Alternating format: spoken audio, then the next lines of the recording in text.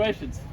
Liam, have you ever been part of a practice that included electronic dance music and rooster crowing? Yeah, actually, no, not that. But going back to when I was a player, we played at Montana in the national semifinal, and they had like money make like in water bottles of pennies in the bottles, shaking them everywhere. And I just remember I'm like, guys, I said to my team, it's not gonna be this loud, guys. It's not gonna be this loud. And then we get in the game, it's like 10 times louder. So it's great that we had that, and it really actually helped energize us. And our focus level actually amped up once we got the music and the crowd noise and all that stuff going. Were you a guy as a player who fed off those road environments? And how do you tell? Because I mean, it's been a long time since any of these guys have played in front of us. That's a good point. Yeah, I mean, I think it's one of those things that if you love the game and you love to play, you get up for these kind of games. To get on the road in a hostile environment against a great opponent, how can you not? The guys that I have no concerns about us getting up for this game. I think the guys will rise to the occasion and go out and play a good, sound football game. Liam, the first game, deep balls going. Second game, the run game, thrashing Missouri. And the third game, you're kind of working on the short game. Is this going to be kind of the first, or could it be the first kind of where everything kind of comes together? You'd like to think so. I mean, I do think that after watching the film from last week, we had some good things that we just, whether we didn't execute or didn't do it the right way and could have been called differently. Yeah, there's a ton of things, but we have an opportunity here in front of us to put it all together against a really good opponent, and we're going to need to.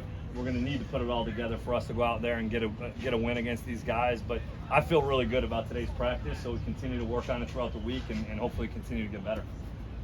How do you keep your guys from when they played Georgia last week and maybe they see highlights and think, oh, maybe those guys aren't that good, but from making them realize it's an SEC team. I mean, some of these guys obviously know, but yeah, you turn the tape on, it's a little different world. I mean, it's just being honest. Yeah, do we do what we were supposed to do last weekend against Chattanooga? No, but there's no hiding that when you turn the film on in an SEC game like South Carolina, Georgia, and you see the speed, the size, the physicality that you need to play with and prepare to play with, I think actually helps our guys, because you start to see what you're up against and what you need to do to put yourself in a position to be successful on Saturday, but it starts today. And I think that helps when you show an opponent, and the Georgia game's a good one to watch because of how well they executed and how fast and physical they played, and that's something that we're trying to emulate. Mark talked yesterday about how Shane Beamer has kind of re-energized the program. Yeah. Have you seen that in their defense and what they're doing week in, week out? Yeah, they're tough, man. They do some really good things. They got some guys that can go up front. They got some DBs that can really cover in man coverage, and they play sound. They play smart football, and it's definitely a different deal. It's similar, not same as Missouri, but in some ways it's some similar deals, and how they have some guys that can rush the passer up front. Their linebackers are solid players. The Staley kid's a good player, and they've done some good things. They definitely seem rejuvenated in terms of how they're playing right now. It felt like the first two interceptions, the first two games, he made the right read, but it just didn't work. The two on Saturday were maybe bad decisions. Are there not good interceptions, but are there acceptable ones and not acceptable ones? There are some that you just kind of like, what are you going to do? You're going to miss some at some times. The first one was not, I didn't put him in a great situation. He forced it. It was 3rd and 14. And just take what the defense gives you or go run, get a little bit of yards for the punt. I could help him out in that situation. And then the second one, really, he missed the throw. I mean, we didn't have great distribution on the route that we ran, but Wandell still had one. If he puts it to the sideline, we got a chance. But I got to credit that kid. He made a really good play, How's Chris been this week? I know you mentioned he had a wrist thing. Yeah, I think just fine. I didn't see anything on his wrist or anything like that. He didn't seem to have any issues catching the ball or fitting up any blocks today or running the ball. I think he's okay. Yeah, linebacker named Sherrod got hurt, and then linebacker Cruz. Obviously they got other players, but I mean, he went down. Yeah, he's not gonna play. He's a heck of a player too. I feel bad for anybody that loses any type of playing time at any level and any team. So really feel for him, but he's a heck of a player.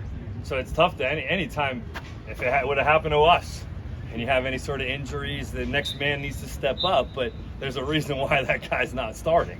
So there's always a little bit of a drop-off anytime that you lose a key starter at some, especially the mic position. That makes a lot of the communication and things like that, and that's something that we need to identify and see who's playing. We feel like we have an idea who's going to fill his void and fill his spot, but it's tough anytime you lose a player, especially a high-caliber player like him. Isaiah Cummings got his first touchdown pass. How is he coming along overall with his transition?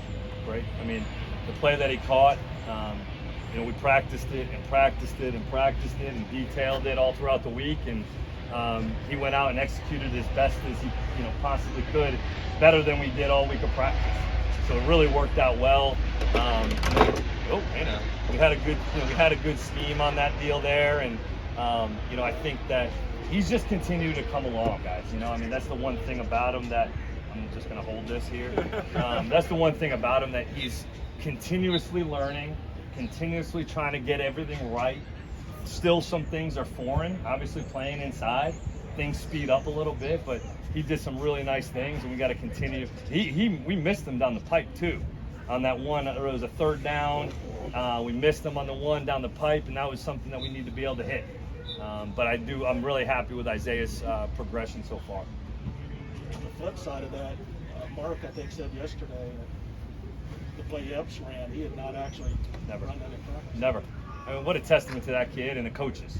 Our coaches for getting him ready for that play. And that's a kid getting a mental rep in practice all throughout the week, staying focused, staying locked in, understanding what that job responsibility is, and he goes out and executes it perfectly. So just a testament to Isaiah and the coaching staff for getting him ready for that play. And that was something that I wasn't sure. When we hit Wandell on the big one, Wandell was supposed to be in.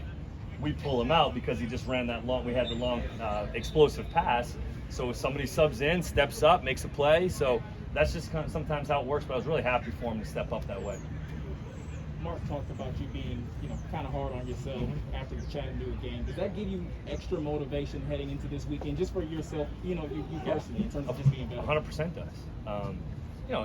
Anytime you watch the film, it's never as good, it's never as bad. So yeah, I was hard on myself because I don't like to put our team in a bad spot. It's not about me. It's not about the offense. It's about our team. And I don't love to put our team in a bad spot. So yeah, I'm going to be critical of myself, especially when I'd rather take the bullet than our players. Just being honest, and you guys, like Coach Stu said, hey, they're going to come back and bite you in the butt with that one. And I get it. That's my job, and that's our responsibility, is to, at the end of the day, protect our players. And I'm never going to point the blame at them.